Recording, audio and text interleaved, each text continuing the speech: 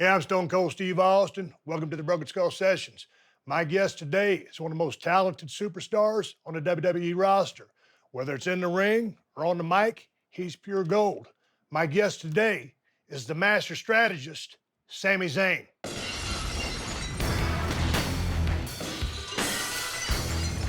Sami, Thank you for that very warm introduction. how are you? Good, good. You know, I got to be honest. I was wondering when you were going to ask me on the show.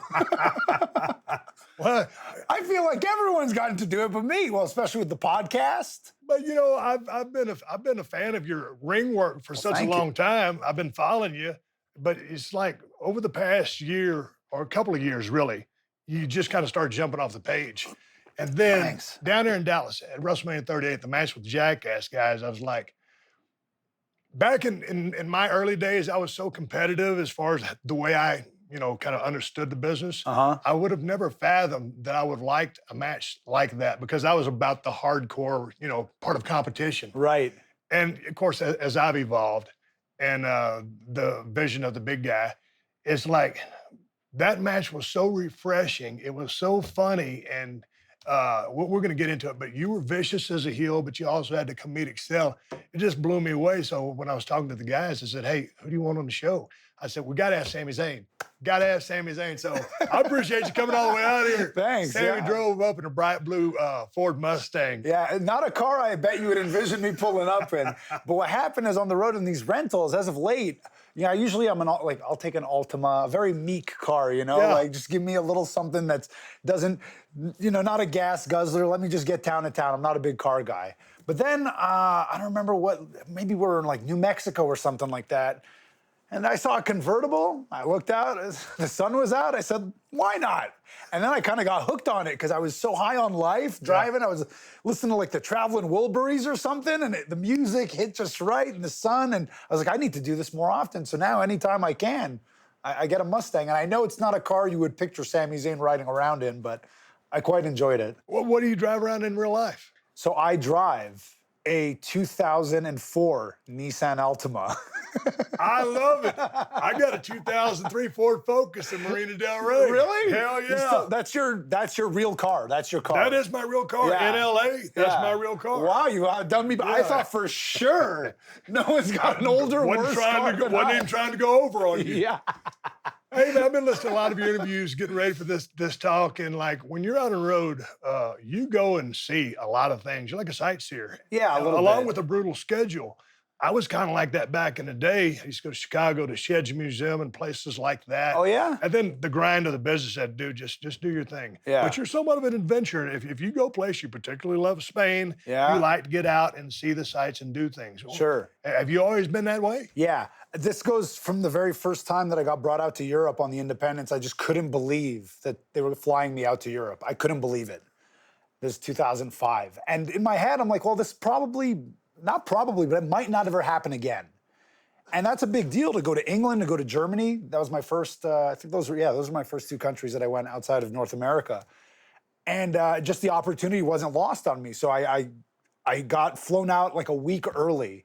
And it's so funny, it was just such a different time and just so unorganized and whatever. And cell phones didn't work. So I remember me and my friend, Super Dragon, we get there and we're like, okay, we're here. Is anyone gonna pick us up? No access to internet, no cell phones, nobody's number. We're like, what do we do? I don't know, we figured it out. But it was very nice. And so I always had the mindset that this might be my last time here, or this Right. might be my only time here. Or the fact that people save up all year, sometimes for multiple years, just to be able to go to these places. You're getting paid to go to this place. So I could go on a whole rant about this, but I almost feel like it's my duty. It's my obligation as someone who was brought up kind of poor Right. to take advantage of this. And like, you have to see these places. You owe it to the opportunities that led you here. You have to kind of exploit them. You have to make the most of them. Yeah, and on that note, I mean, life is short, so live it to the fullest, and that's what you're doing. Let's get into your career though, because you've got 20 years in the business. You're 38 years old. You're just now hitting your prime years, in my opinion. Yeah, thank you. So we got a lot to cover. We probably won't be able to cover it all. snippets from the recent SmackDown, but let's jump right into WrestleMania 38 because it's the landmark event of the year for WWE. Yeah. And you were working with the Jackass guys. Johnny Knoxville Right. was the star for them. Yep. And I loved that match. Thank you. And from my, like I said, from my competitive days, I never thought I would like matches like that. And when I saw it, it was like a breath of fresh air for me. You have worked with some of the best of the best. We're going to trace back to that. Did you ever think that you would be in a match like this? No, obviously not. I mean, I couldn't predict 20 years ago when Jackass was huge, I'd be in the ring with Johnny Knoxville in front of, I don't know what, 75,000 people. But I'm really, really proud of that match, actually. I loved it. I appreciate that. And I actually I'm kind of defensive about the match, too, because if somebody doesn't like it, this is going to sound very arrogant, but I just think they're stupid. Like, if you didn't like that match, Yeah. I think you're a bit stupid, at least to the business. Exactly. You know what I'm saying? Because there were people within the business that had some criticism for it. I was like, but how do you not get that? But there were also people that were in the business that said, oh, are y'all going to talk about the WrestleMania 38 match? Yeah. Because that was my favorite. Yeah. And yeah, I thought, yeah. I mean, that was one of the best WrestleManias of all time, in my opinion. Yeah, yeah. And I think, okay, you had the great matches. I loved the Becky Bianca Belair match Yeah. from a technical point of it being a match. Yeah. Seth and Cody was also great, but just as far as sheer enjoyment Yeah. and Gaga, everything that match encapsulated, Yeah. that was the most entertaining match on the card. That's the way I take it. Sure. And so I think I have so much to say about this match, and I don't know. I don't want to sound too defensive or too protective of it, but it's very hard to do that match. You know, it's like it's almost easier at this point for me because Yeah. I've had a lot of great matches. I kind of know how to have good matches, thankfully. But it's harder to go out there and get people, 75,000 people no less, on their feet for the last 7 minutes of that match with a 51-year-old guy who's never been in the ring. Yeah. That's something I wear as a badge of honor. Oh, and also to build that match and those pops on the near finishes, See, you dude, get those it. were big. You get it. Yeah, This they is so- bought in. But you know, and At the highest level. Yes. So actually, this is my thing. Is like again, I know I'm going to sound kind of defensive about it, but I don't want to reduce it to call it like an entertaining match or a comedy match because No. it wasn't. Yeah. It was a match, and like if you actually look at the beats, and this is one of the things I'm proud of because even people in the business will look at that match and they're not seeing structure, they're not seeing anything, they're just enjoying it because it's got so much stuff going on. But if you actually broke it down from a structural perspective, if I was doing like an anatomy of the match Yes. with new students at the PC or something like that, it checks every box. Yes. So that's part of why I'm so proud of it. On top of the fact that the guy's not a wrestler, and none of them are. With that being said, let's throw to some of the action in the match. Sure. Bing, bing, bing. Okay, so the table's set right away. So you understand instantly that guy's the fighter, that guy's not. Yeah. And now I've got him where I want him. So the seconds into the match, we're telling you who. If I've never seen either of these guys, I know what I'm looking at. Yeah. And then this is his shine. Yeah. Okay, because he doesn't have moves. Dude, yeah, you're preaching to the choir. I get it. But I don't got to tell you. Damn. But I'm loving the sell because we've got the foghorn coming in a minute, and the extra ear cell is money. Okay, good sell job by you here. And what I really like, you're both very slow and deliberate. There's no rush here. And he was very composed in that regard. And Yeah. of course, you never rush because you've only got 20 years in the business. Boom. You know, those Jackass guys can take a pounding, Right. lands good into the table, Right. breaks through. Right. And that's something I want to make a point of illustrating. It's like, yes, this is a celebrity, but it's not any celebrity. Yeah. It's a guy who can withstand a lot of punishment. Absolutely. And then party boy. There we go. This is where the match, I think, takes a real turn, and it's all fireworks from here on out. It is. And you know, I think a lot of the Even I'm crowd. popping now. What am I a mark for myself or what? Because I'm loving it now. But see, here's you complaining to the referee about a guy in a G-string. Of course, he's going to rub all over you. And then I remember, wait a minute, I can kick this guy's ass. Wham, nice shot. I love those forms and flippers. I think this is one of the most memorable part of the This match is. right here. And full marks to him because he Oh. came like a house of fire. Good. He did not hold anything Dude, back. and the crowd's coming for it, too. Yeah, they're going crazy. You're taking a hell of an ass whooping here. You got to get away. Powder into the ring. Here he comes. Here we go. Here's the ultimate setup. Here it is. The kick Look to at the the knee, people. scoop slam. Here we go. Man, This is pure Gaga. This is shades of Andre Hogan. yeah. For the Big modern slam. age, yeah. Look at that pop, Look man. at that. It's unbelievable. When you can see that look and that excitement in the Yeah. crowd, you're doing it right. Right. And that was a great house. Great house. Great house. All right, here you are. Good job splitting the crotch here. This cell here, this is money. Of course, you see, he takes his time. He introduces the bowling ball. Yeah, he just he- doesn't chuck it yeah, at you. he was but very He's like, composed. this is a bowling ball. Yep. Strike. And that could have gone horribly wrong. No jock. No Yeah. jock. No jock. No jock. All right, here we go. I saw this out there. When I saw that thing ringside, I said, there's no way they can make this work. And it worked Yeah. out like a charm. Yeah. God, I'm so proud of this match. See, and here's another thing. Like, this is a huge bump. Oh, yeah. Right here. You know? So Boom. it's got a little Yeah. bit of everything. I love a sales job. And look, that's what it's all Yeah, about right yeah, there. That yeah, this guy- reaction, man. You know, they're not thinking about anything. They're Yeah. they're in it, they're They're partying. enjoying it for what it is. Yeah. It's really, really good.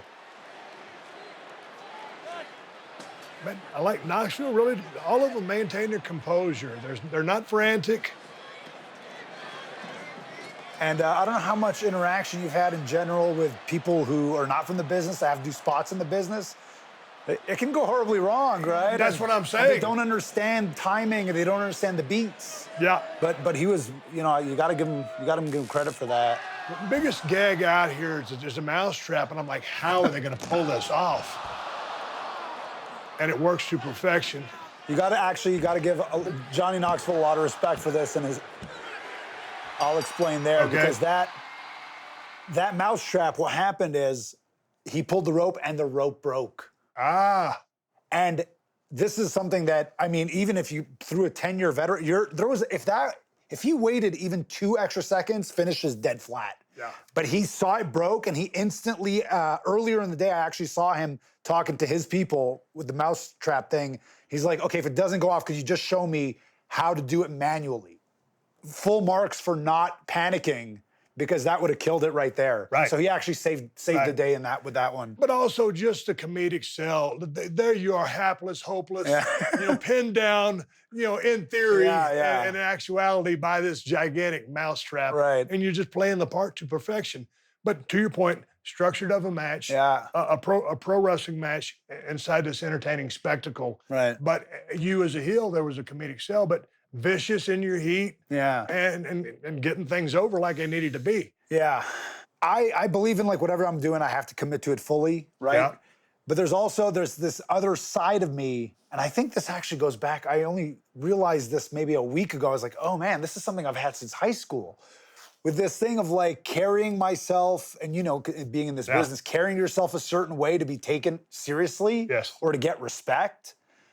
And I know, like, this might not be the way to do it if I wanted to, let's say, be on top and I want to work a program with Roman or I want to work a program with Brock. Yeah. They might go, well, look what you're doing. Great But shot, I'd yeah. rather do that and do it well and do it and have it be something that's going to be remembered probably for the next 10 years. Right. Right? Because there's not really a match like this. When a guy like Vince brings, he's the guy that's going to say, here's what's happening, here's how it's Yeah. going to happen. What was his reaction to the match? Gangbusters, Yeah. standing O. Yeah. Yeah. When you come back to Gorilla, you can get the standing O, or you can Standing get O. people looking at standing No, O. standing That's O, it.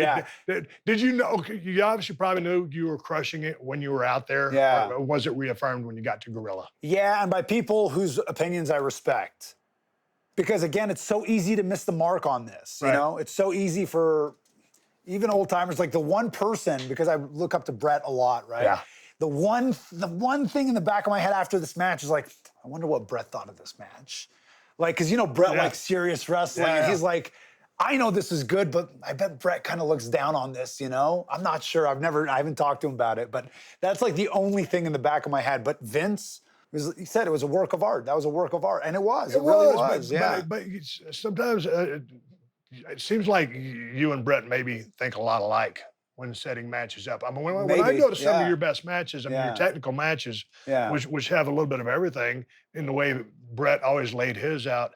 It was really interesting working with him for myself, speaking, because Brett really looked at the canvas of the 20 by 20 Yeah. as it's just being a canvas, and then we were going to go out there and color in it Yeah. and make a piece of art. Yeah. And I think that was Brett's approach to the business. Yeah. How so? What would you say your approach to it is? Yeah, I would say To me, I'm just going out there raising hell, trying to tell a quick story, and it really depends on the circumstance, right? And the story and everything like that. Like, to me, this is a work of art and this is a canvas, and Yep. you really could have done anything. And it was, it was like 18 minutes or something. It was kind of long, and it didn't really feel long, but it's this, especially with Knoxville and Jackass, like, oh, wow, this is an even bigger canvas than normal, because you can do things that are out of context that you can't do Right. if I'm working Seth Rollins or if I'm working AJ Styles, Right. So the room to do so much artistic things or out of the box things was really, really evident in this match. But I think generally that's how I approach, I don't know, it really depends. It's circumstantial. How do you top something like this? Because if you go look at your resume of matches, Yeah. you've got some barn burners with a lot of different people in a lot of different territories. So as far as something like this goes, how in your head do you top this? Well, How do you top that? Would you ever think that you'll be involved in another match like this, or it's like, hey man, let's back to what I'm used to doing? Honest to God, I don't know. I will say, and I had this talk with Kevin, and it's ironic because Kevin worked you on this same event. But I was like, in a weird way, I feel at peace because I know I'll never have a better match than that at WrestleMania. Like, that's as good as it gets. And he said the same thing about yours. Yeah. He's like, I don't care if I don't care what I do from here on out. Yeah. I have that, and there's no topping it. So whatever is fine from here on out. And look, I might have bigger matches or better, technical wrestling Yeah. matches. But for me, this is one of the proudest things I've ever done on the biggest stage you could possibly do it with. I just don't know how it gets better in a way, other than like if Brett comes out of retirement or you want to have another go around Yeah, or something yeah. like that, Yeah. But it really felt like a feather in my cap. And if I don't ever do another WrestleMania or I never win the world title or whatever, it's okay with me because I'll always have this. Right. This will stand the test of time. All right. Let's go back to Montreal. That's where you grew up, right? That's right, yeah. So when did you start watching the business? That's pretty much my earliest memory is just like Hogan after a match, bloody and sweaty and posing. And that's like, I think one of my earliest memories. I think my dad would watch it. My dad used to do amateur wrestling back in Syria. So he would watch wrestling. And so I just remember watching it with him. And I was just enamored with the spectacle of it from such a young age. Hogan, Ultimate Warrior, like the larger than life. It just spoke to me. And this is a chicken and the egg situation. I don't know if I just naturally, intrinsically have this performer personality, and that's why I was drawn to it, or if this stuff affected me at such a young age that this is why I became the way I am. Yeah. I don't know. All I know is there was a synergy there Right. with what I was watching and with me. So Hogan, Warrior, Yeah. those guys were kind of the larger than life figures, and obviously Hogan was really, really good worker.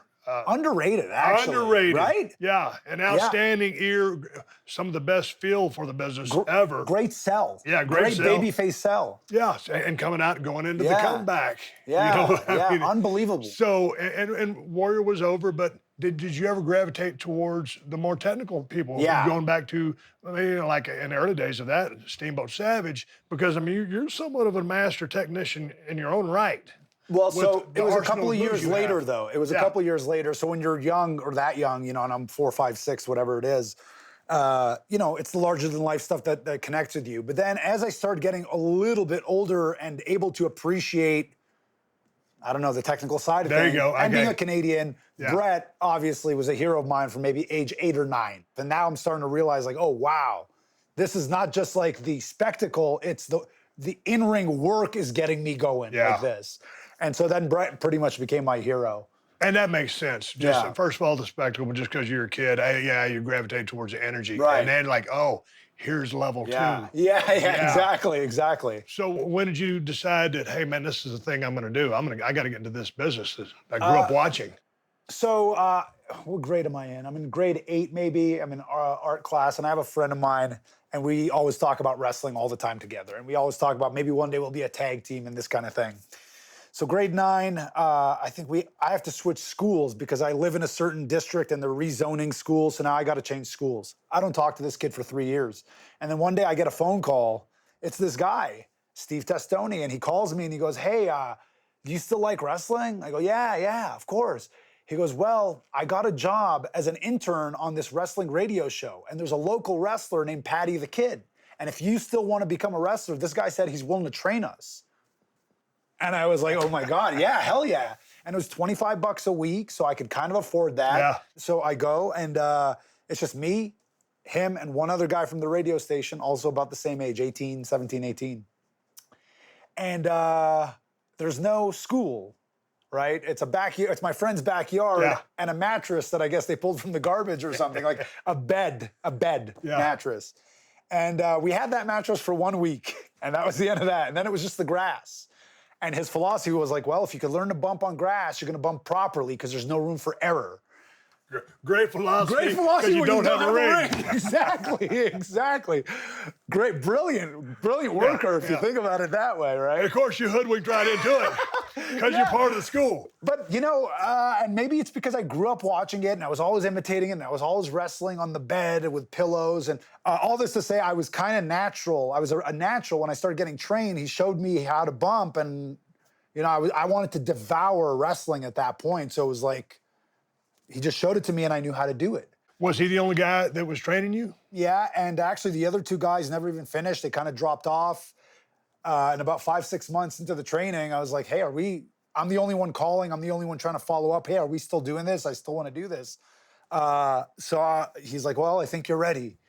Of course. He's right. He's right. Yeah, and to be fair, by the standards of the Quebec wrestling indie Yeah. scene, my rudimentary training 6 months in on grass was sufficient to get in. So then when did you start identifying yourself as Stevie McFly? That was Is that your my first name? match. Yeah, Yeah. first match, first game. What was that? Did Yeah. you come up with that name? Or Yeah, I did like pretty much day of. Yeah. I was trying. I can't tell. Hello, McFly. Did you see marquee on that? He said, "Hey, this is money." What were you thinking? I don't know how deep I really thought into it. I just thought it was cool I sounding. don't no insult. No, not whatever. deep. It's all good. Yeah, not that much. Love it. Yeah, so I had trained for about 6 months, and then it took 2 or 3 months to just kind of get my foot in the door and Yeah. get the opportunity and get booked. All I needed was one match, because then I could go around and start saying, "I'm a wrestler. Can I had a work match, here?" yeah. Yeah, so I had a match, and then I remember taking the bus in the metro to the East End and going to this church basement, and I go, "Hey, I'm a wrestler. I'd love to work for you." And he kind of looks around, and there's like 3 people in the crowd. He's like, "Yeah, sure." And that's how I got booked. Yeah. Of course, I had bigger goals, Yeah. little by little to. Did you have it planned out in your head? Well, look, of course, I wanted to end up in WWE one day, but Yeah. it just seemed. A pipe dream. Yeah, pipe dream. In fact, this is funny because I never had the trainer, Patty the Kid, there. He never came to my house except for the very last session. It was in December. The grass was frozen in Montreal, And so my mom comes back, and my mom's this little lady and Muslim lady with a hijab.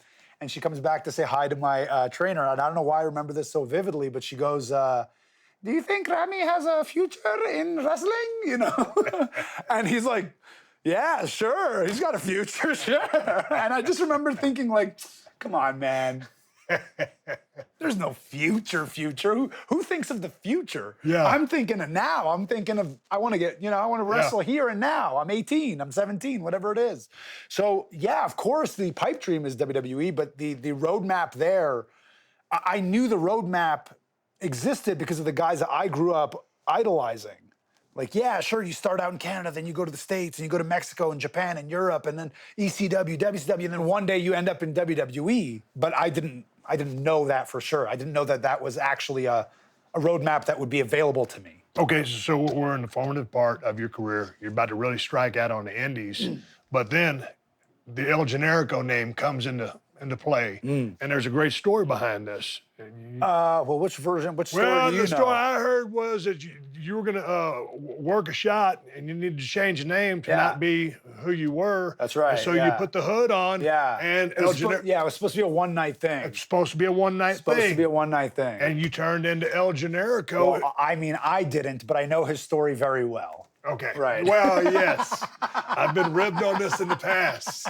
Have I not? But yeah, so that wasn't, that wasn't a grand plan. That wasn't me following the roadmap, like, and now you got to go under a hood. That Okay, wasn't the plan. So what did you think? All of a sudden, you go to the show, you turn into El Generico, you're working under a hood, which is you're new to the business, but still not. Yeah. Did the hood do anything for you from a psychological standpoint as something to hide behind or shield yourself from? Hey, maybe not being nervous. I think everybody should work under a hood. And there's also a freedom in the hood because you could behave and act in a way, especially that guy moved very different. It was almost like a cartoon character, Right. like a comic book character. So the movement worked because you weren't a normal person with a normal face. Right. You were a caricature. So there was more room for experimentation and off the wall kind of stuff. Your facials are just so supreme. I just wonder if it stems from spending 11 years under a hood, Yeah. and then coming out of it, or because maybe you were overworking. Because you're covered up, Yeah. but you're still You're still making- communicating yeah. to the audience. It's harder, right, to Exactly. communicate without it. So it surprised a lot of people when I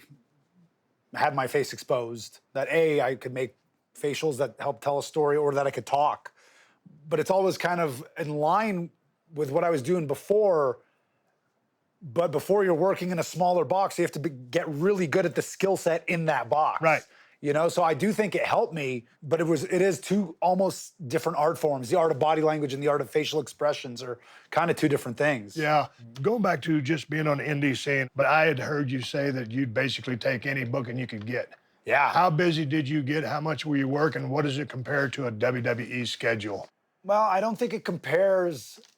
Not on a global scale. Not on a well, as I was talking about earlier about this obligation I felt towards seeing the world and taking advantage of these opportunities, I also realized, man, I'm getting paid to travel the world.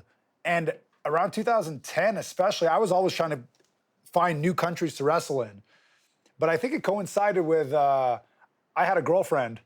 It was the only girlfriend I ever had. And then we broke up. And so I loaded my schedule up. I was like, well, there's nothing. We already know what the negatives of this situation is, heartbreak and all that. Let's look for the positives here. Well, now I don't need to be in Montreal because there's nothing for me. I can just go everywhere. And so I really made a concerted effort to travel to as many new countries and work as many places as possible. So it did definitely get busy. I think WWE is a different schedule, especially now it's a little lighter, but a few years ago when you were on the road 5 days a week and those 2.5-week tours in Europe, that was pretty intense. Yeah. Yeah. You brought up Kevin Owens a while ago, and of course, Yeah. he's a big part of your life and obviously your career. You met him early on back in the day, Yeah. and you guys would enjoy working together. Hey, look at there. Look at those physiques. Those physiques scream The WWE, youth don't of they? Montreal. WWE, WrestleMania stars right there. Boy, well, and just look at that picture, you think, are these guys ever going to make WWE? Look at that picture, probably not. Right. And now you guys are both Yeah. big parts of the shows. Yeah. So what kinship did you strike up with Kevin that lasts to this day? You guys are thick as thieves. There was something about him and something about me, just very like-minded. Because, we talked about the roadmap, and I think we had similar goals. I think he saw WWE as a more realistic possibility for himself. Right. Than I ever did for myself. But I'm kind of a weird guy in that in some ways I'm kind of spacey. Like I have these long-term ideas, but I'm not like, okay, and then you have to do this and this and this. I'm kind of just enjoying the moment. I'm a bit more in the present, even though I know where I'd like to get. Yeah. I'm not so regimented to like, this is the only way to get there. Right. I don't know if that makes sense. Completely. But we did have a very similar mindset in the idea of like, we'd like to be the best in Quebec, and then we'd like to go to the States, and we'd like to, I think I was a bit more into the international stuff than he was, but the goal was WWE, and we saw it more as a goal than as a dream. And I think Yeah. that's a bit different just in the phrasing of that. Yeah. I think that was one of the first things I remember having in common with him, other than the fact that I don't know. We both just really liked wrestling. I don't know. I don't know what it was. We just hit it off really, really quick. But along the way through the years, you're going to cross paths with the Seth Rollins, who's wrestling under a different name back in the day. Bryan Danielson, Yeah. Cesaro, there's going to be a lot more. Yeah. Who would have figured back in those years that you guys would be kind of like shape the next decade and a half or so of the sports entertainment Yeah. industry? Well, in a way, it makes no sense that we all ended up kind of taking over the business. But in another way, it makes total sense. You know, like we were really good and we were in a, so, you know, I used to kind of look my nose down on scenes, like the scene, Yeah. you know, because I was like, oh, Yeah. I don't know what's wrong with me. But now in my older age, I realize the importance of these scenes because creativity gets cultivated and bounced around and expanded upon because of one another. So it's one thing if Bryan Danielson was on his own in a vacuum. I don't know that he ever becomes Bryan Danielson, but because he's working with Christopher Daniels and Low Ki and these guys, now something starts building and those guys start taking each other to the next step. Just like you had to keep up with Brian Pillman and it, you know, Yeah. it starts stacking on top of each other. Makes sense that these guys who are all pretty good already create something kind of special and kind of makes sense that these would be the crop of guys that take the business in that direction. Right. But again, when you just look at the photo, you're like, I don't know, Yeah. right? You know, But if you were there at the time, I think you would think you're watching the future. right. Man, you went to basically every federation that there was. You were either their champion or a world tag team champion. And then finally, you end up in WWE. Yeah. How did you end up in WWE? So, man, it's actually kind of crazy because again, it was still at the time, 2011, when I'm starting to think, okay, I think I'm going to try to make a real run for this. A concerted, a concerted effort. towards WWE? Yes. Okay. 2011. So the first time I get on the radar, even the word WWE is even mentioned to me, is it's 2006. So I'm about 5 years in, 2006. Jamie Noble calls me, and I had only met him a couple times in PWG or whatever in California. Yep. And I get this phone call, hey, Generico, you know, and he's talking and he's got that West Virginia accent, so I don't understand everything. And I'm in my friend Mike Murdukuta's basement, and I don't really understand everything that's going on. And he's like, anyway, send me a DVD and I'll try to, you know, I'll pass it along. And for some reason, I have in my head that he's talking about, because I knew him on the Indies. So I thought he was trying to get me booked for some indie in Texas. And then I'm thinking, why does he want me to put a DVD together? And then all of a sudden it dawns on me, I go, wait, are you talking about WWE? He's like, yeah, man, the big time. That's what I'm talking about. I'm saying, put a DVD together for me. They're thinking about starting a cruiserweight show. I thought you'd be perfect. You know, ole. My kid's seen those videos on YouTube. Ole, that's perfect. Put that on. Send it to me. No promises, but whatever. So that was the first time I was like, oh my God, is this even this could actually happen? And he said, don't get your hopes up. And I didn't. Yeah. But even for the word WWE to come across my state was kind of mind blowing. So around 2010, 2011, again, I'm hearing hilariously enough, I'm still hearing the same rumor of a cruiserweight show. Yeah. I'm hearing my name's been kicked around, and I have a Ring of Honor contract that's about to come to an end. And they want to re-sign me, and I pull over the head booker at the time, was this guy Delirious. And I go, look, man, here's the thing. I want to keep working here, but I don't want to sign a contract because I want to, you know, try to make a concerted effort to try to get there. He's like, okay, fine. And within 6 months, I do one match at Ring of Honor against Kevin, a last man standing match, and a guy named Canyon Seaman who becomes the scout. It's his first weekend on the job. And he goes to Ring of Honor, and for whatever reason, I'm the guy that jumps out at him. So I'm his first wrestling hire. And he reaches out and he says, would you like to do a tryout at FCW? I go, let me think about it. Hello, McFly. It was kind of crazy that it lined up that way. That I was like, wait, it just felt like this is about the time. I was about what, 9 years in at that time, 10 years in, and it just felt like, okay, I'm kind of on that. I think I can make it now. Okay. Yeah. So when you get down to the training camp, I mean, what's the transition for you? Because you're a 10-year pro. You traveled all over the world. You've held multiple championships. You're a hell of a hand. Yeah. A great mechanic. What's it like down there at the camp? So You're pretty damn good. Yeah, I was pretty driven. And so so the only other thing I had done for WWE at that time is in 2010, I did extra work once. And I remember on the drive, because the first day was in Toronto, 6 hours from Montreal, second day was in Ottawa.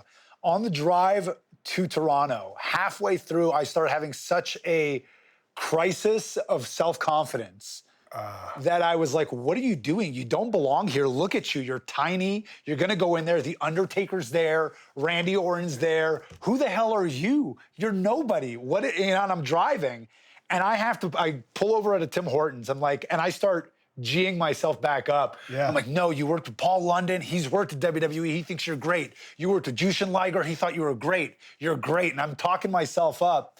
Nothing comes up from that, but that was kind of the first time I was even like, oh, this is this world, right? And then I fast forward about a year or two, and I actually end up doing this tryout camp. I go in there, my mindset's totally different. I am going to, because I'm picturing like it's all athletes. Yes. And I'm like, I'm going to show these MFers Yeah. a thing or two.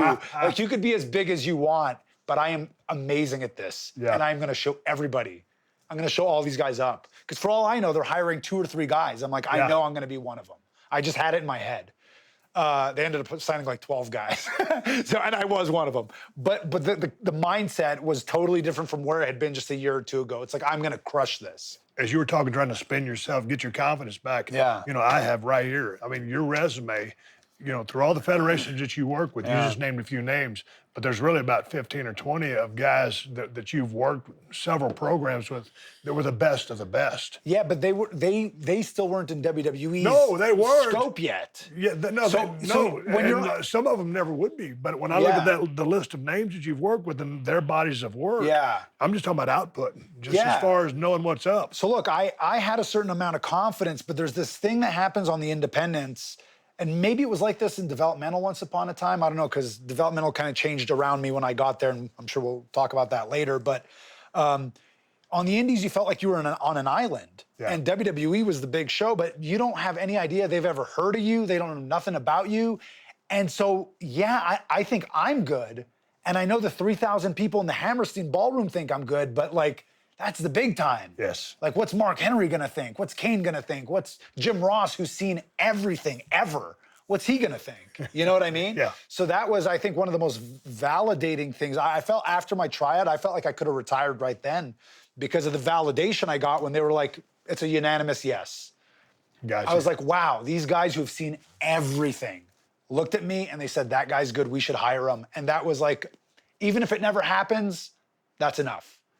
That was that validation, you know? So was there a coach or mentor that you gravitated towards or resonated with, or who maybe would help polish you up? Well, there's a couple of guys who definitely helped get me higher when I did that tryout, and I'd say Regal is definitely one of them. He put the word in for me. Joey Mercury, I know, put the word in for me. I saw them as early mentors when I first got to WWE. But I don't know, I guess Hunter, which was, I thought, really unlikely because, I had my vision of Hunter, what he would think of the business. So when Hunter liked me, I was like, oh, man, I didn't see that one coming. Yeah, someone's like, you know, would he like an indie guy? Right, You know, right. You that hear mentality. these things, right? I don't know the guy. Okay, so you've been on 10, 11 years under a hood. Now you're out of the hood. You start working matches. Yeah. How are you feeling about that with respect to confidence, and how does Sami Zayn get born? So I felt a little naked out there for sure the first few times. Felt very weird. And the first match or two, I did a couple of matches where I didn't even have the Sami Zayn name, and they just had me wrestle under my real name. And that was so weird to hear them announce that. Yeah. And my real name is Rami, which is pretty close to Sammy. And so I remember taking the heat in a tag match, and they're going, Rami, Rami. And I look over, and Chris Hero is my tag partner, Cassius Ohno. I was just like, Rami chant, what the hell is that? It was so strange. It felt really, really weird. But then, you know, you just kind of grow into it. And like you said, facial expressions were kind of new to me. But they, you know, I don't know how they were, but people around me were telling me, you have really great facials. It's weird that you were covered under the hood. And I started wondering, I think I might have been doing that under the face, under the That's hood the what whole I was time, getting at right? earlier. I think yeah. you're trying to overcompensate, That's it. and I think that's why they're so visual and vital to what you do now. Well, I'm going but- to take it to a promo in a little bit. And you'll Yeah, see yeah, it. yeah. But there's a thing though, because my facials in NXT, especially when I was a baby face, I really tried hard to kind of like root my selling in reality, Of course. which is kind of the opposite of how I was selling under the hood, which is very animated Right. and stuff like that. And now that I'm a heel, the type of heel I am, I've kind of regressed to that, Agreed. which is what, again, this is just me. That's the kind of heel I like watching. Agreed. You know what I'm but saying? And the thing to me, that just the heel type sell that you're using, and you're always in the right place at the right time in the right position. It's uncanny, but Thank I just think that speaks to just the mechanical part Yeah. of what you do, and then you throw in the character part of where you're at right now, and we're going to keep getting towards that. Thanks. But by the time you get to NXT now, NXT is really a scene. We've talked about the scenes. Well, not yet, it's not. Well, it's on its way to becoming a thing, though. So It becomes a thing when I'm there. okay, When I get there, it's not a thing. okay, In fact, it's the environment is so stifling that it can't be a thing. how come it was stifling? It was the leadership that it was under, and I don't want to disparage anybody here, but like it was, I think, people enacting a vision that they thought they were supposed to be enacting, but I don't think it was totally accurate, especially because Hunter was the guy. And Hunter had a different vision that I don't know if it was like, I don't know how the communication was. Bill DeMott was the head coach at the time. Terry Taylor was one of the coaches at the time who actually I butted heads with very badly at first, but now he's another one of he's like my wrestling dad. He's one of my mentors. But so when I got there, it was very rigid and it was very much in a box, and this is how you work, and there's the hard cam, and this is this, and this. It was so rigid. And there was no room for experimentation. And I remember one of my first matches there, it was some 6-man, and maybe I was doing a comeback. And I think it was against the Wyatts, and maybe the Wyatt family was going up, but I had the Hawk tag, and I think I wanted to do a crossbody. But I did this crossbody where I start out sitting on the second, and I jump up to the third and hit it. And Terry Taylor he's like, no, you run straight through, and like, what are you trying to get yourself? It was a whole thing to just put in like a near fall. Yeah. So it was not conducive to that. So the ace that really should get a lot of credit here is Cesaro.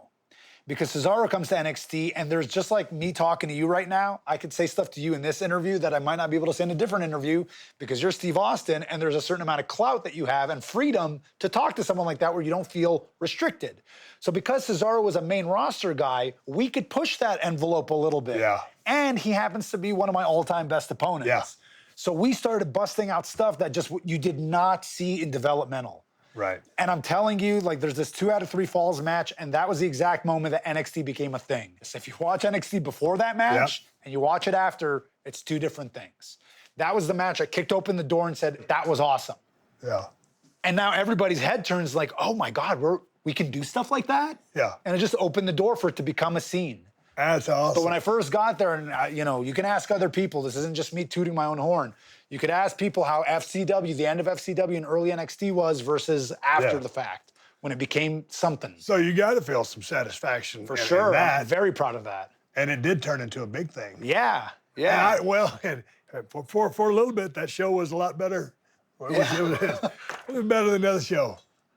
I thought so. Well, yeah, a lot of people did. A lot of people did. It just felt, hey, I hate to use it, organic. Yeah. It was what it was. There's a lot. What do There's you a call lot it? to say about that. Yeah. Because there was, I was just I ran into Bailey at the PC the other day. She's recovering and all that, Yeah. right? And, we were talking about our time because we were in the PC, and we're like, remember when we were in the PC? Young Grizzle best Right, story. right, yeah. right. We started doing a little bit of that. But the thing we were talking about is like these people, like not just the current NXT 2.0, but even the NXT that came right after us with the Tommasos and Garganos, it couldn't ever be quite the same as what we kind of dubbed the golden age of NXT, those early times, because we were creating NXT then. And when the rest of those people come in, it's already created. Got you. So there's a very special thing, and you kind of see it in, again, you go back to ROH, PWG, those scenes that we're building, or ECW before us, where it's like, hey, we're building something special here. Right. We're doing it together. We're part of something special. I got goosebumps. There you go. Right? Like goosebumps, kid. We're creating something, and you don't. That's special. Right. And that translates on TV when the people, the performers clearly believe in what they're doing. Right. They believe what they're doing is special. Okay, so there's a lot of great in-ring action going on with all the matches, with the talent, with the show. It was wrestling, but for you yourself, maybe not a whole lot of emphasis on promos. I want to take you to some footage of a promo class from down there in Florida. Oh my God. Well, Cassius Ohno, first, let me say first and foremost that I'm honored that you would select me, you would target me, of all people here in NXT, that you would go after me. For whatever reason, you got a bullseye on me. Well, let me explain to maybe some people You're a out good-looking there kid why. back there, Yeah, with the right. trim beard. No, you're talking about when you get packaged up in WWE. Some of you know this, maybe some of you don't, but we go back a long ways, don't we? Cassius, I met you in 2004, for crying out loud, in a bingo hall in Philadelphia. We go back. You've always been articulate, even more so now, with the way you speak. But good speaker. It's weird to watch, though. Yeah. I don't know. You got But when I watch you now, with the cadence you speak, you Yeah. never stutter, you never stop, you never fumble. Yeah. And that's the power of words. In a way, it's kind of like Cassius. I have all the a respect. little bit of George Carlin for me. Yeah. I mean, not trying to be funny. the boom just to it, just yeah. the command of the English language. Yeah. If there is, I actually consciously put in little stutters and stuts and things like that Yeah. now, but they're conscious. But they're as a consciously, tick. yeah, Yeah. exactly. So I'm ready for whatever you want to bring. That's weird to watch. That's Whoa. really me finding my voice big time. Oh man, time. When I had that high pitched voice, and it took me a while to settle into it, and it took you a while to settle into, Yeah. being able to cut a good promo. Yeah, it's funny you were saying that, but I could speak. Oh, yes. But it's not a promo yet, but I could speak. And that's what Dusty was my promo coach, and I was very lucky to sit under the learning tree with him for the time that we had together. It was probably about a year and a half. And so he nurtured that a lot. Okay, you have the natural ability to speak. And he just fostered that so that I wasn't trying to cut promos. Right. To try and, Yeah. and that kind of gravitated naturally to where it is now. And I do think that being a heel, I don't know, I think I'm a better heel promo than I am a babyface promo, but I don't know. Because now I feel like my promo game's gotten so good, I'd be very curious to see where it goes if and when I do become a babyface. Right. When did you really gain confidence on a vocal level? So even there, I'm confident in my ability to speak. Confident of your ability to speak, but sell tickets. So I think there was a specific promo that I did in NXT, and it was in the build-up to my first NXT title win with Neville. We had just done an acting class. It was my first kind of work with any kind of acting coach, and about tapping into the real emotions before you go out there. And I kind of, did some exercises like that and put myself really in that headspace before I went out. And then I just cut this really intense, fired up promo on him, and I slap him in the face at the end of the promo. No.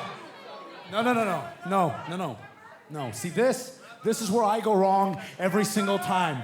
When I try to do the right thing and be the good guy, and Sammy's got to be the good guy and show the respect. This isn't about respect. It's not about respect between you and me. Do you understand that? Do you understand that? And I remember thinking it was really good. But remember, there's always that self-doubt going back to the indie days of, yeah, I think it's good, but what does Hunter think? And it just so happens that The Undertaker was there that day. And he watched that, and this was again, one of those validating moments where he was like, pulled us aside, he's like, yeah, that's how you do it. Because not only did we do the promo, we also had a match at night. So he said, I watched your match, and I thought you guys were just gonna do a bunch of spots, but you guys told a story, you sold your asses off, and that promo right there, that's how you sell tickets. So that was a huge, check. Yeah. And the funny part of this story is Kevin is brand new here, right? He hasn't even debuted yet, but he's brand new. So he's watching this in sort of like the NXT guerrilla, and he's watching the promo, and he's watching Undertaker loving it. So when I slap him in the face, Undertaker gets fired up. He's like, yeah, and he pokes his head into Gorilla and he goes, they just sold some effing tickets. But you know, Gorilla's Yeah. kind of busy. Yeah. So nobody really like sold for him because they didn't hear him. Yeah. And the way Kevin tells this story is in that moment, like, yes, he's the Undertaker and he's the Godfather and the toughest guy in the whole world. But in that one split second, when he said they just sold some tickets and nobody sold for him, you could kind of see a moment of self-doubt. He was like, did they not hear me? And then he says it again. He goes, hey, those guys just sold some effing tickets. And Gorilla's like, yeah, they did. Yeah, they did. But there was this split second that Kevin got to see, this split second of like, oh, did they not hear me? Where he was just a very real human being for that 1 second. You know, and he's the most intimidating guy in the whole world. Let me amp it up a little bit and get the desired response. You know, we're always working for the pop. And he's no That's different. awesome. Yeah. But yeah, hey, But for him, yes. if that guy yes. who sold a few tickets says they just sold Exactly. tickets, you did. Exactly. And that was just one more of those key moments in NXT, realizing like, oh, I'm on to the right path. Yeah. Because the greats think what I'm doing is good. Yeah, and every time you go out there, it doesn't matter where you're at on the card, you're always trying to sell tickets. Right. Right? Right. Yeah, the main event is going to be the big draw, but if you can't do something in your angle, I mean, that's what everybody should be trying to do. I You're agree. trying to sell tickets individually. And Yeah. that's the only thing that's going to build up your stock, and all of a sudden you're on top. I think sometimes there's the thinking that if you're not the top act, you're just sort of A supporting act. Yeah, but you're that's just there on the card, and they drew the house. Maybe they did. You're a part of it. yes, and you need to invest fully. And this is so, I don't know, I don't want to get off onto a tangent here, but one of the reasons I think I've been having so much fun these last couple of years is not just the metamorphosis of the character. It's also because I kind of changed my mindset a little bit. For a while, I was chasing this dangling carrot. Right? And I was like, oh, why is Seth there and I'm not? Why is Kevin up there? Why not? How do I get in the mix with Roman? Spinning my wheels, driving myself crazy. And then there was a point when Roman came back at the same time I came back from the pandemic, something happened where I was like, oh, I see, like Roman is just the guy. That's not up for debate. He's got that spot locked down. Right. He's doing great in that spot. So here's what I'm gonna do. I am gonna take whatever I'm doing and I'm gonna just have so much fun with it and I'm gonna make it amazing. And even though that's the story that's selling the tickets, my story, I'm gonna make it so that that's the one you remember. And that's the one you kind of want to see. Like, Roman Brock main event. Oh, wait, but Sammy's match is coming up and he's working Jeff Hardy and what crazy things he's going to do. And that's the enjoyable part of the show that helps drive the ship too. Absolutely. You know? When I kind of stay in that mindset of just whatever I'm doing, I'm going to do it the best I can and I'm going to make it the best part of the show. That's actually the mindset that's gotten me all the way here. From the independents, it was always, even when I was in those church basements, my match is going to be the best match on the card. And as long as you have that mindset of I'm just going to make my little chunk of the show the best it can be, I don't know. I think it'll take you where you want to go. You got to do what you can do. Yeah, exactly. And I stopped spinning my wheels, and it made me a lot happier. And I think it even made my performance better, in all honesty. And that's a great mindset to have. And we're talking about selling tickets.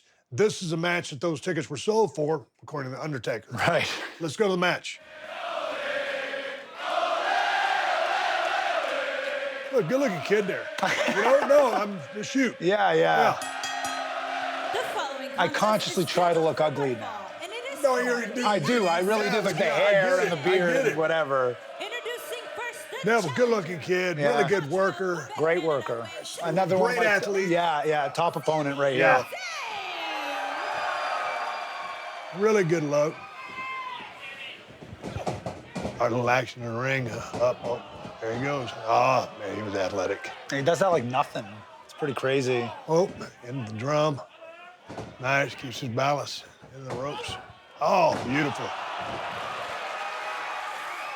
Dude, how long did it take you to create the arsenal of stuff that you did? Because you've got all kinds of tricks up your sleeve. Yeah, I don't know. Solid just- mechanics, just some spectacular moves. And look, again, always in the right place at the right time with yourselves. You never blow up. Actually, I'm always blown up. Well, we'll talk about that you're a good later. actor. yeah. There you go. I've seen you been on the receiving end of some of those. You're always spot on that. It's nice right here. Pull him up the ropes. Good kick. See, the thing that I really like about wrestling, and we can talk about it later, is combining all these different elements. So there's some great tricks here, but it's all in line with the story. We don't throw the story out for the sake of the tricks, you know? Did you invent that? Yeah, as far as I know, I did. God dang it. But I also thought I invented the enziguri, so who knows? So who knows? Fair enough, right? yeah. If it ever got done in Mexico or something, maybe, but... That's awesome. And there's another Goosebumps thing. I could watch these people's reaction. Yeah. You know, that's what Yeah. it's all about. I could watch that all day. The big And there's celebration. Pat Patterson, who wasn't supposed to go out, Yeah. but was so happy that he didn't give a damn. Boy, when Pat got happy, it was a Yeah, yeah. sight to behold. Great moment. Okay. Oh, Yeah, this was pretty special. You won a lot of championships in all the federations, whether singles or tags. How did it feel to win this NXT championship? This one is particularly momentous because it was, you know, when I got signed, I didn't know what first of all, it wasn't like it kind of became where they were signing all these indie guys. Right. It was really, really crazy that I got signed still. And it wasn't a guarantee of any sort of success. I could have been one of those guys that got signed, got let go a year later. But to me, this is, well, there's that. There's that. Let's get that. But for me, it's like, hey, they think I'm something here. They have plans at the for me. highest level Yeah. possible. I've succeeded at the goal. And this place that I once thought would not see value in me sees value in me. So Yeah. it was very, very validating and reassuring and I had very to give you a special. boatload of confidence. Yeah, huge, Yeah. huge. You didn't get the big head, did you? No, I'm pretty decent at managing it. You know, like I think we all have a little bit of an ego, but I also just something I thought of actually a moment ago when you mentioned George Carlin. I remember Dusty used to always say, "You remind me so much of a young Robin Williams." You do. But then so what I did is I started watching young Robin Williams. I'm like, oh no. This guy's on another level. This guy's unbelievable. So you still need to balance it with that humility of like, I think I'm good. Oh, hang on a second. Those guys are really good. Yeah. You know what I mean? Yeah. So, But some of the mannerisms are reminiscent of. yeah, he would always say that. But let's go back to this. So, you know, the championship means the world to you. You know the company believes in you. Yeah. They're gonna use you, and they have. Yep. You're still here. You're doing great things now. But back then, okay, KO comes down. Mm-hmm. Your friend for 10 plus years, a vicious attack. You guys get a chance to bring y'all's feud to this company and show it to people that might not have seen it. Yeah. Those insiders, they watch everything. Yeah. But now here you guys are. Talk about the attack by KO, and you guys are down there with the common goal Yeah. to rise to the top, and you're almost there. Yeah, and it just, well, we have a lot of those moments that are not lost on us. So when he wrestles you at WrestleMania and I'm wrestling Knoxville, we constantly confer and be like, can you believe this? And this was one of those. Yeah. Because we've been doing this forever, and now we're closing out a WWE show. And yeah, it's NXT, but it's the championship, and this is his first night. And now we're gonna do our program that we've done in church basements, we've done in community centers in his hometown in front of 30 people. Now we're gonna be doing it for WWE. So it was just one of those crazy benchmark moments for us that the significance wasn't lost on us Right. at all. At all. You're working with KO at NXT, and then not too long after that, Yeah. you're going to get called up to the main roster. And I want to throw to some more footage of your debut on Raw, and your opponent Yeah. is one and only John Cena. And Childhood hero introducing childhood you. hero, my arch rival, Yeah. and the guy that made Stone Cold, Yeah. Bret Hart. I came here tonight to introduce to you a hometown boy from Montreal, Canada. He is truly one of the all-time greats. Oh, we could have a 20-minute talk about Yeah. him easy. Let's give it up. Let's give it up for Sami Zayn. I can't thank him enough for what he means to my career. Yeah. I guess in some ways he's kind of your Kevin, not in that you guys came up together, but in Yeah. that you can't tell the story of Stone Cold without Bret Hart. Correct. You can't talk about Sami Zayn without Kevin Owens or vice versa. Right. Okay, keep watching because you know what's about to happen. Yeah, I know. But no one else would know if we didn't tell them. I Here it didn't is. know either, actually. Boom, there it goes. So I'm confused if you look here. I'm like, Yeah. what was that? I think I'm okay. But you just injured yourself. Yeah, so well, what it was a subluxation, which is the shoulder slipping out and right back in. Yeah. And that's never happened to me before. But you're taken aback. Now you power through the match. Yeah. But you're already injured. Yeah, and I have some We Vicks talked about the vapor Vicks rub. Vapor- Tell me about the Vicks Vapor Rub. What does that do? Nothing. It's a psychological thing, I think, to open up your breathing so you don't get blown, but I'm blown all the time anyway, so.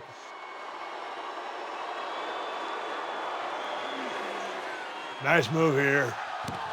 Man, crowd was so great that night, too. Cena has an uncanny way. Now, you're in this match, but Cena's the big guy here. Yeah. Cena He's has making an me. He's making me. He is. He's making and me. And then the handshake at the end. Let's watch Yeah. this. Enjoy it. Nice move. That's the move Cross that, body, and that's the one that Terry Taylor was like, Oh, what are you really? crazy? Spectacular. Yeah. It was a different time Yeah. in NXT. Cena had the innate ability to get a crowd involved in his matches. Yeah. And whether it was, we love John or whatever it is, Cena sucks. Yeah. Just the involvement. Yeah. They're so engaged. There's no indifference. Yeah. And even that, to let me kick out Yeah. of that, you know what I mean? Great sell job. I love that. And busted that one out in a minute. Boom, there you go. Cover for the win, Yeah. possibly. People are buying it. Yeah. Oh! Hanging on the edge of the seats. I love she always throw a good long there's it. line. There it is. That Wham! stunner. Boom. Okay, with authority. Boom. the one, yeah. Exclamation point. Hooks the leg deep. Didn't just lay on you. Yeah. Hook the Yeah, leg deep. and great sell, Here too, we go. by him. This is awesome. I don't know if you can say this, because I think he gets credit for it, but I think he's an underrated sell, actually. He's got unbelievable facials. Oh, unbelievable. Unbelievable facials. But did you know he was going to do that? Be so gracious? No, I didn't. He gives you the ring. Yeah, he does. And it meant a lot to him, this match, which I was shocked about, because I know it's going to mean a lot to me, Right. for obvious reasons. But he was super excited about it before the match, more than I was. Right. Because he knew what kind of crowd it was going to be, and he fed off that energy. Yeah. So I don't know. I don't know how I don't know if he's ever talked about this match. I don't know where it holds up for him, but for me, it's obviously very special. And you called it a debut, but the funny thing is, I don't know that it is a debut or would have been a debut had I not gotten hurt. I don't know if they had a concrete plan. Really? Yeah, I had like 3 weird debuts. I'd been on TV three or four times before I ever actually stuck around. Well, but we yeah. can call this one the debut. Yeah, for all intrinsic purposes. Yeah. How'd it feel to have Brett out there, to do the introduction because Yeah. he was one of your guys? Well, so the first live match I ever see is in this building. I think I'm sitting way back there, and it's Survivor Series 97. Really? Yep. Brett and Sean, and I have to look I had binoculars, actually. Yeah. To see that's how far, there wasn't a big screen or anything. So that is like full circle stuff right there. I paid a ticket for Bret Hart. I mean, my hero, biggest build ever, Survivor Series 97. That's white hot heat between Sean and Bret. Yeah. I get to go see that match. And then all these years later, he's in the middle of that ring introducing me. It's mind-blowing, right? Yeah. So after that match, would you have to have surgery on your shoulder? I would. My first surgery. How long were you on the shelf? 6 or 7 months. Was that the first time you'd been Yeah. taken out from the Yeah. ring? How was that for you? Very interesting. But Yeah, another... In what way? I think in a very important way that, how earlier I said, everybody should work under a hood. Everybody should be in a tag team. Everybody should get injured and be taken out of the bubble for a year. I think that's important, or half a year. Because you get clarity not only on the business, but on life. You start to see things a little differently when you're taken out of it, Yeah. But I always tell people, because I was gone for a year, I've been there, done that. I Yeah. said, man, are you watching the business? Are you watching the product? Are you seeing who's doing what? Are you seeing what resonates with who? Are you seeing what cadence is being used by this talent, that Yeah. talent? How are they speaking? I mean, not for anybody to copy, but to look and see what is getting a reaction, what is not. Yeah. Why? Some people are doing the same things. Yeah. Maybe it's method of delivery. Yeah. So they could be saying their ABCs, but Yeah. it's method. So Well, so for me, it's not what to do, it's more what not to do. when I start Okay. watching, because I have this outside perspective, and again, I was just talking about this yesterday with Bailey, where when you're on the shelf, you start to see a lot of things that we do just Yeah. because it's wrestling Yeah. and it's taken as a given, and Yeah. we're in a bubble and the fans understand it and we understand it, so it's just a given. But when you watch it from a new perspective outside the bubble, you're like, why do we do that? And why does everybody do that? Yeah. Hey, when I come back, I'm not doing that. You know what I mean? So Well, it becomes for- stuff like that. For me, that's what I took away Well, more for me, from it. I don't know if you remember that one. Yeah, the yeah. old slap. Yeah. I mean, you don't see a whole lot of that Yeah, anymore. but it was just it was the thing to do. A thing to do. Yeah, and so everyone great does point. it. Yeah, Fast forward, you're going to heal up and have a match with Shinsuke Nakamura yeah.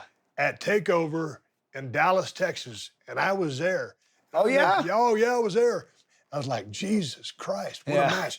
I can honestly say this is one of the best matches I've ever seen. Wow. Do you feel that way? Yeah, I totally feel that way. Okay, good. Definitely You ain't one of got to the best brag I've about ever it. had. Yeah. Awesome match. Let's go to some footage. You guys crushed it. The people are going ballistic at the end. All through it, actually. Yeah, this is another one that I'm very proud of from an anatomical sense in terms of the structure and the composition of the match. Right. There's a lot of little secrets that I could kind of give away about this match, which I won't get into all of them, but there's a lot of tricks here. I think people thought they saw something bigger than they did. You know, like there's not a whole lot of near falls. I think I cover them once in this match, actually. Right? One real near fall. Yeah. Because I was trying to get away from going back to the surgery, everything, and it was a style I helped kind of popularize in NXT with these big dramatic near falls and 1, Yeah. 2, and oh, and sell and build. But it started getting homogenous, and they were starting to see it a lot. So I tried to have these big matches that didn't rely just on 1, 2, oh, Yeah. 1, 2, oh, and this is it. This is Yeah. it done at its best. Yeah. That's a great point. Actually, I lied. I think there's 2 covers because No, this is one of but them. you know, that's not something I would have picked up out of this. Right, and that's Yeah. another thing is that when you get guys in the business, old-timers like yourself, watching this and not picking up on that because Yeah. they're just enjoying it for what it is, Yeah. that's when you know you're doing it right. Yeah.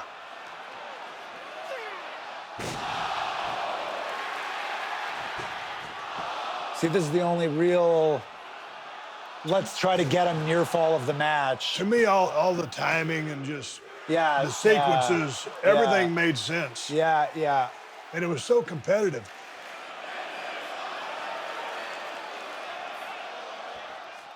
Oh, rejected. Yeah, that one tagged Nice me a little bump. bit. You know, they had built him so hard as the king of strong style, the king of strong side. Strong. There Strong it is. style, yeah. Strong style. I was like, well, he's just going to mow right through Sammy. So again, that's one of the things I'm proud of is we showcased him. Right. And it wasn't just, steamrolling to get him over. This got him way more over than if he just plowed through. me. Yeah, but I was thinking, Yeah. okay, he's just going to wipe the mat with Sammy because Yeah, yeah. it's not like they're pushing you heavy there. Look at the Yeah, I'm respect doing here, the though. honors here on my way out. But, kind see, of but thing. look at the honors here. Yeah. That's the respect. Yeah, that was pretty special for me too because of what NXT meant to me, and I knew this was my my goodbye, and it was real. That was a real moment for me. Right. We talked earlier about your chemistry between you and KO earlier. Yeah. And I think the Battleground match is one of the best. Let's go to some footage to that match and check it out. The following contest is At the time when we did do this match, when it was done, we thought it was our best match. Yeah. And we've had a lot to draw from. 12 pounds. Yeah, the crowd was really great that night. Man, I look really different, huh?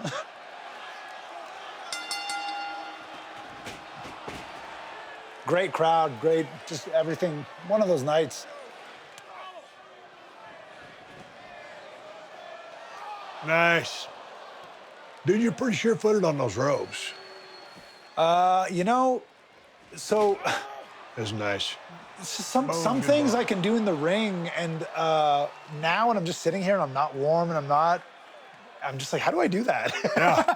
But it's just muscle memory, you know? Yeah. I don't know.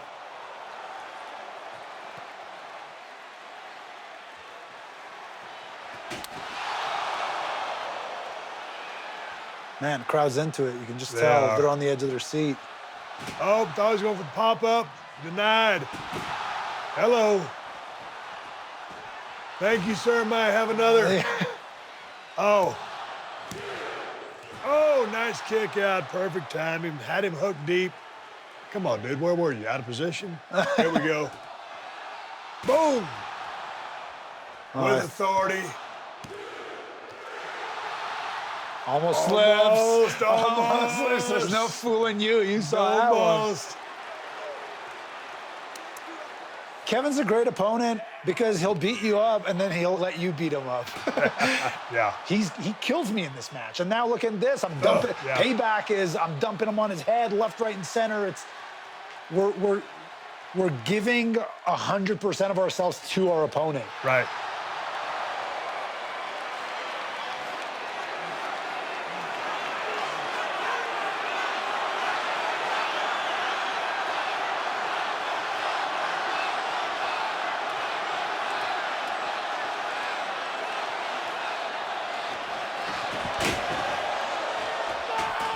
Oh, boy, I love that big boot. Yeah.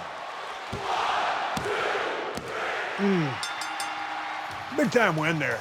Big, yeah. Kevin was a lot more made than I was at this time, you know.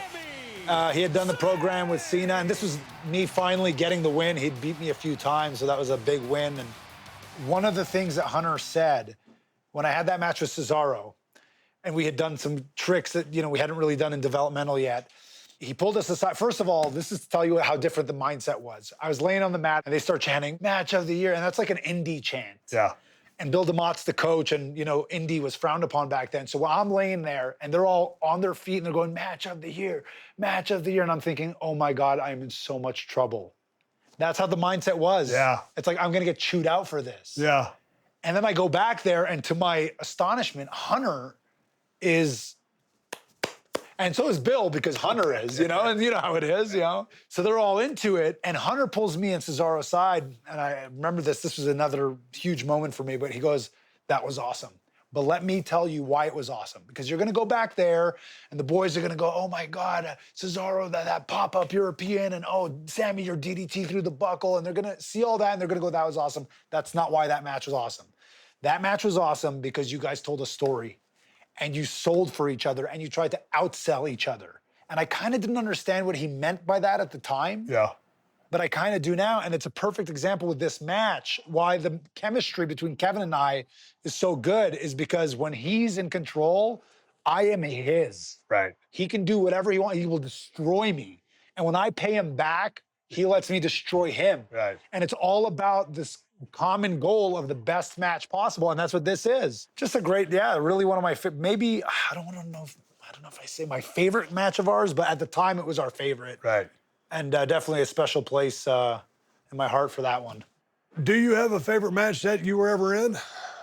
No, I have like a You top just- 5 or 10 or See, whatever. okay. It's so hard to See, choose that just one. sucks. You got like 10 of them. I got like 2 to pick from. Brett? Yeah. And what's the other one? I don't know. Steamboat at the Forum. There was no Oh, yeah, camera. There was a yeah. house show. And You it's know, so... I always like the excitement of 17 with The Rock because it yeah, was billed yeah. as a main event. We had a whole lot to follow, and everybody got off that night, so it was what it was. But yeah, you've had. I've been watching yours. If you could see my notebook notes, Yeah, I've got yeah. like Sammy versus whoever. Great match, excellent, 5 stars. I'm Yeah. really like, yeah. So you got a lot to pick from. Thank you. But And I put the Knoxville match on that list. Yeah. yeah, I really do. I do.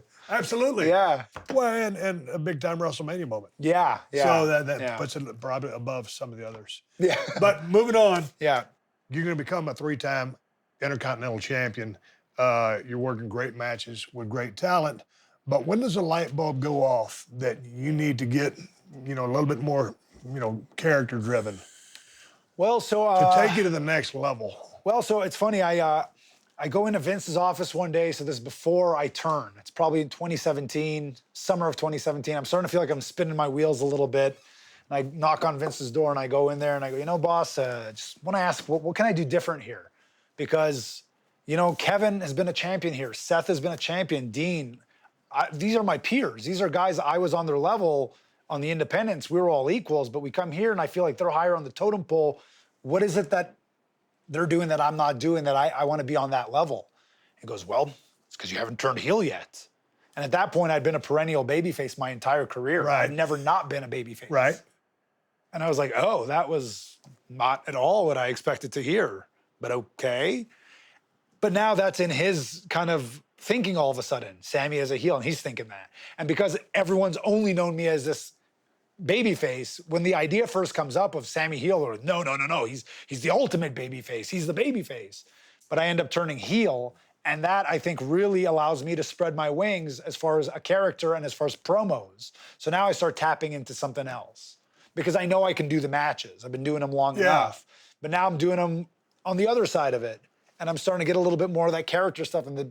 I don't want to say storytelling because I'm already telling stories in the ring. But it's an identity from which you're coming from. It's home base. I mean, like, man, when I was a ringmaster, I was like, you know, he gave me that name. Yeah. 6 months in, I'm like, man, I don't know what a ringmaster is. Right. I have no foundation. I'm a mechanic, Yeah. but I have no foundation as far as what would I do. Yeah. I don't know who I am. Yeah. So was There's it not just nothing there? No, there's nothing there. right. But so then you formed an identity along with that heel turn. Well, so I think I already had a bit of an identity as a You babyface. I did. But underdog, But- and you had that movement, but I mean, it's not like they Yeah, were yeah, just yeah. shoving you to the top of the card, No, to no, your no, no. point. Yeah. But the heel stuff, I think definitely, I think that, you know, that was the start of it. And then I really want to say it's maybe around the time, oh, this is another funny way to get here, but there's a particular moment where they start to see me in a different light, actually. And I'm not even working the match. I'm not even wrestling. One night, I think I'm, you know, Kevin's buddy, and as an FU to Seth, I'm the guest referee or something. And they were watching me in Gorilla, and I'm not trying to do anything. I'm just being me, but as a guest ref. And for some reason, Gorilla was very tickled by my antics. Yeah. Like P.S. Hayes and Yeah. Vince and whatever. They saw something in me in that moment Yeah. that they didn't see in my work or my promos, but something in that moment, they're like, you're just so entertaining, you could do anything. And then all of a sudden, I become a mouthpiece for Shinsuke Nakamura after. I start managing. And I was a little worried because I'm like, managing's great. Yeah, sure, I'm not taking bumps, I'm getting paid, all that stuff, but you know, I got a lot more to give. But that's really where things start, I really start getting a lot of trust from the office and getting the mic a lot and getting to drive stories now more. All right, but so then let's talk about the start of the evolution of Sami Zayn, the conspiracy theorist character, who also happens to be a hell of a documentary director. Yeah. When you say entertainment, this is entertainment. Yeah, this was, And this I is think my this favorite. And then this is kind of a start to really kind of where you're at now. Yeah, and that's actually why I think I'm doing my best now is because it's been a continuous thing. Let's go to some footage because it's some good stuff. If what he's saying is true, this is huge. We did all this with the legitimate intention of putting out the documentary. Yeah. And then there was some internal, what do you want to call it, shakeups within Yeah. the company. It never got made. And it kills me to this day. You have no idea how much great footage we have. Yeah. I've developed a Man, maybe this will help get the ball rolling and get the actual documentary out. There's so much great stuff. A flat earther? It's the second time flat earth has come up. We shouldn't look into flat earth, right? That has nothing to do with it, does it? This is all part of Is this you? Yeah. This is. Well, you know what? Actually, I'm trying to think of the origin of it a little bit because I was already doing. I think Vince himself was kind of like, of all the different aspects of the character that were budding around this. All of this, it's starting to have some really weird effects on my psyche. Sorry, I just got to see this. Who's they? Great delivery there by Kev. A mole, a dirty rat in my crew. How did I let that happen? Nice boot. Yeah. Oh, I smoked him with that Yeah. one. Yeah. Concrete evidence that the refs are conspiring against me. You are seeing something I'm not seeing. You know who's seeing it? Who's seeing it? These cameras. I'm not the crazy one. Possibly. Oh, Take her down with the truck. What do you think you're doing? Trying to twist the narrative and make me the bad guy? No, explain this to me. Countless injustices have been perpetrated against me. I always look like the crazy guy. Who looks crazy now? man, but This is my favorite stuff. I know, but see, Yeah. and that bleeds into what you're doing now. It's the communication. It's the hand movements. It works. It's very Yeah. effective. Thank you. And you know, in life, communication is key. And so when you have that type of display, to me, it just reaches further than everything else. Yeah. Yeah. Does that make sense? Yeah, totally, 100%. That just, okay. So This is really some of my favorite stuff I've ever done. And you know what's interesting is it was done in the Thunderdome. So to this day, I don't know if we had a live crowd in the house, I don't know what would have happened. You know, because people Right. were like, I think it would turn you babyface, or I don't know, because it's entertaining. People would kind of like it. I really don't know. I really wonder how it would have been with a live house, but we'll never Well, know. we'll never That's know. part of what makes the Thunderdome so special for me personally. But what about this angle? This included Logan Paul. Yeah. Did that help kickstart the evolution of your character? Just an outsider coming in. When we were talking before you got here, they were like, was this anything like bringing Mike Tyson into your career? And I'm like, no, I thought Tyson was great for the eyes on the business. Yeah. Did that really help me? I don't think so. I mean, it was great to do business with Yeah. him. I'm not saying Yeah, that. yeah. But No, so actually, I feel like it's actually kind of the opposite. The character was headed in a direction, and I know they wanted to do something with Logan. And I was like, oh, there's a way to tie this together so perfectly because his whole thing is social media reach. And my whole thing is I'm trying to get eyes on the conspiracy. So I kind of formulated the reasoning for the character to want to be associated with Logan Paul. right. So it was kind of, it happened to be, it was a layup. It was right there on the shelf. So, but with the establishment of this character and where you're at now, having a defined character does make telling stories and angles makes the storytelling process sure. much easier. Oh my God, for sure. And so one of the big things, and you touched on it a little bit, is where I am now, I got there from here, and that's been a kind of natural and organic thing. And I think that is what, I think that's sometimes what's missing in our product sometimes. Sometimes we just start something. Right. Or sometimes we just end something and we just start something new. And there's no bleeding in from what we just did. So the more you can kind of take what you were doing and let it kind of morph on its own before the fans' eyes, the better. And even same thing for you, right? I Yeah. mean, it wasn't just like, okay, now I'm doing this Stone Cold thing. They saw the progression. Yeah. And they were along for the ride. And that's what, you know, I can't pinpoint exactly what, but that's what took you to crazy heights, is Yeah. that they were along for that journey with you. Yeah, I always felt like, And you know, I'm not equating the two by no, any no, means. no, but I mean, you know what I'm saying. I was like, I had 7 years of equity of Stunning Steve, and then, you know, then I was a ringmaster and I had zero identity. I think when I was just at least finding who I was in the business, Yeah. then it resonated. I had a fan base that was kind of with me, but not on the masses, but then it snowballed and turned into a thing. But Right. I digress. Let's go back to you. As of late, you've been associating yourself with the bloodline. Let's throw the clip. Paul, tonight you used your influence to perhaps alter the entrance, Drew McIntyre and Sheamus, in a Money in the Bank ladder match. Okay, Paul Heyman, one of the greatest promos in the history of the business, says nothing, and you take over. Yeah, Paul's great. There you go. Paul's another one of those guys where I think I'm pretty good, and then Paul. Watch this. You don't have to answer any questions this supposed journalist has to ask. Yeah, you know what you Watch did. your expression You know what you did and watch earlier. your hands, She because tried to twist here's my what I'm words talking about. around, didn't you? She tried to imply that if I won the Money in the Bank match, when I win the Money in the Bank match, she tried to infer that I would cash it in on Roman Reigns. Wise man. The honorary use would never cash in on Roman Reigns. Here we go. Watch. I'd cash in on Brock Lesnar.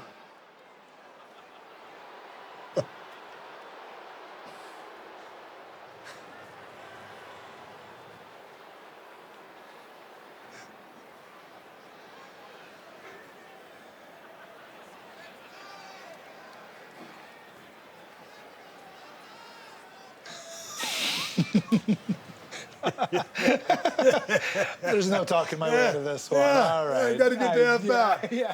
But not a word said, Yeah. but the expression with the eyes, Yeah, the mouth, and the hands. That's what I mean. I think That might coming be from some that influence mask, from the hood. Yeah. Yeah, Yeah. I just yeah. like, you didn't say Yeah, and yeah. it meant so much. Yeah. That I definitely think those kind of things definitely come from the years and years under the hood. Paul Heyman, do you guys get along very well? Yeah. I quite like when wrestling has nothing to do with it, actually. That's when I like talking to him the most. Right. Yeah. But he's kind of like a dinosaur. And I told him this to his face, but in the nicest way possible. I'm like, you're a dinosaur walking the earth. Because this is a guy that, he worked for Vince Sr. Yeah. You know what I mean? And he's still here and still relevant, still in the top storyline. And he's been through all these phases of the business that don't even exist anymore. Yeah. And we have him at our disposal. So that's when I enjoy Paul the most, is when I get to sit down and just hear him. He was telling me a story the other day about him backstage at Madison Square Garden at 14, interviewing Andy Kaufman with Freddie Blassie. And I'm like, listen to, are you hearing this? Yeah. It's unbelievable, you know? And No, because there's not too many people live. No, exactly. He was smart enough to weasel his way, well, and a fan enough. Yeah. And the smarts and balls enough to get himself back there in those situations. And those were hardcore veterans that were sitting down, just talking shop with this kid. Let me tell you a story, and I don't know if I should tell it, but I'll tell it anyway. And it touches on something I said earlier about this maybe insecurity I have about getting respect or wanting to be seen in a certain light, which I've actually parlayed into the character, because that's the whole character's thing now. And the thing that's driving him is not getting respect, and he needs respect. How do you get respect? You get it with the bloodline. So that's, it's actually turned a bit of art imitating life here. But I'll tell you this story. So I was talking with Paul about wanting to get in with Roman and get in and do programs with Brock and do all this stuff. He said something like, you think I don't like you? I'm like, I don't think you don't like me. I think you like me. I just don't think you see me as a top guy. Do you see yourself as a top guy? Yeah, but it depends on what a top guy is. Right. Can I be the guy on the top of the card? Yeah, for sure. I think so. I have been. On these house shows when Roman's not available, I'm on top with Drew McIntyre, and I go out there and I cut a promo, and I get these people, let me toot my own horn for a moment. I get them going, I get a ton of heat. And then they're thrilled to see Drew eat me up. Yeah. Like, it's a main event match. I go out there and I know, and if I can do that, to me, those house shows are the barometer. And I know Vince kind of feels that way. Like, the house shows are the barometer for what works and what doesn't. And I know it works. I think if I could be plugged in there, I have no self-doubt about delivering the goods if I'm in that position. I think with your character, with the work, I think the sky's the limit. Okay, so well, thank you. That being said, you're still a young cat, 20 years in, but as I believe you're in your peak. Do you have any goals as a veteran performer? I'd like to win that title once, just once. That'd be nice. I don't live and die on these championships or whatever, but it would be nice. And actually, the Intercontinental title was the real one I wanted to win because of my favorites growing up. Right.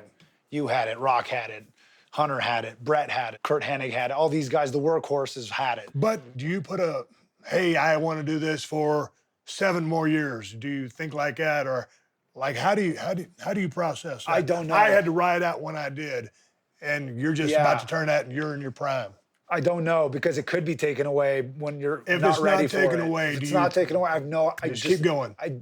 Till the wheels fall off, I suppose. And then when they do, I'd love to run my mouth and be Bobby Heenan or be Paul Heyman or be whoever, But on that note, and like I said, man, when you have the body of work, when you have the scope of work that you can do, and then also the promo part of what you can do, to me, you're so valuable to the company because of all the tools that you possess. And it takes a long time to transfer those tools or teach them to somebody else. Yeah. I hope people, I'm not blowing smoke up your ass, but I hope people watch, because you were so smooth and efficient in the ring. A lot of people, if because you know the business, you know how good you are. Some people, they just see you out there and they, yeah, he's good. No, you're real good. Thank you. But it's the efficiency, and it's almost like Bobby Eaton. Bobby Eaton's one of the greatest of all time.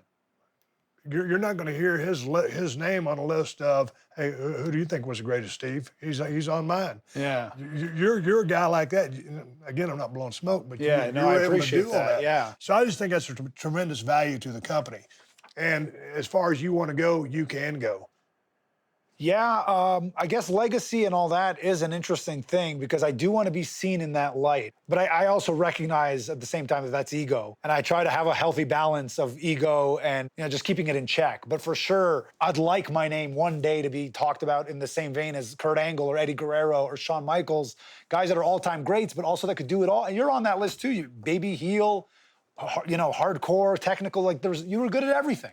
3 moves. Right. I had 3 moves. No, wait a minute. When you were working Steamboat, you were not just doing 3 moves. You were having technical 25-minute matches out there, and you were setting the place on fire. So that's all part of the body of work. Yeah. So that's what I'm talking about. On a long enough timeline, when you look back on your career, it's that body of work. The ego would love to be recognized in the same vein as some of these all-time greats. But whatever, man, I can't, I'll do my best. And after that, what do you want me to do? Keep keeping on. Yeah. Any guys that you really want to work with in the future? I'd love to I don't know what Randy's deal is. I know he's dealing with some stuff right now, and I've got to work with him a ton, especially on house shows, but I've never done a real program with him, and I'd love to because people care about him so much. I know Cena's kind of in and out. I'd love to do a program with Cena if he ever comes back. Roman would be great. I had some unexpected on-screen chemistry with Brock.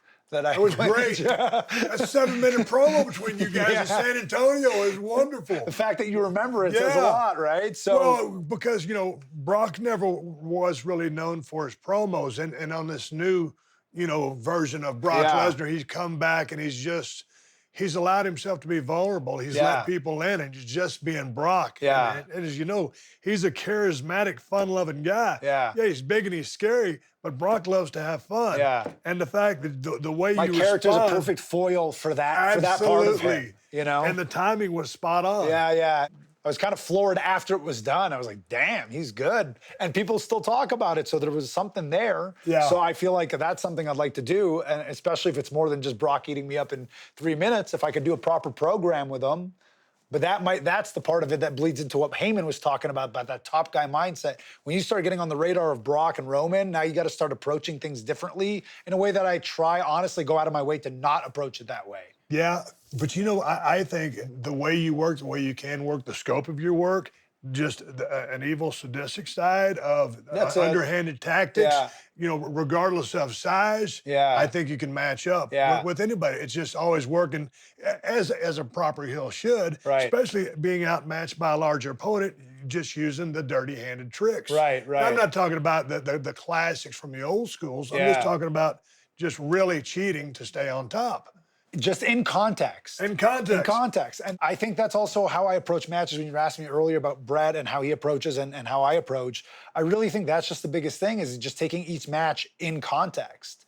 Like, you can't work this match with this guy the same way I'd work this match with that guy. No. That's that guy. Yeah. I have to work, it's a totally different animal. So I really approach it on an individual level. How I work Big E or how I work Brock or how I work Nakamura, they're all going to be different.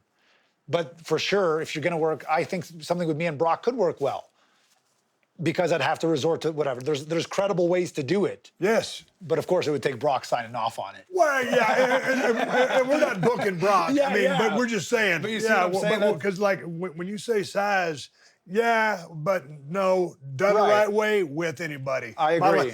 Well, last story before we ride off in the sunset, as a class to the kids that might watch this. I remember I first started out, I went down to Memphis, Tennessee. I was 6'2", 255, jacked. I was working with Bill Dundee, the superstar, 5'7", 205. And I'm thinking, my dumb ass, green as grass, 6 months in the business. Well, I'm thinking, well, I guess he's selling for me tonight. because he's 5'7", 205. Yeah. I found out very quickly from a veteran performer of what it takes to take care of yourself. And I sold for Bill Dundee, and happily so as I learned the business. Yeah. But I learned from a guy that was way smaller than me that, this is how it works. And if you make it credible, it is credible. Yeah. And we had great matches, and he was one of my mentors, actually.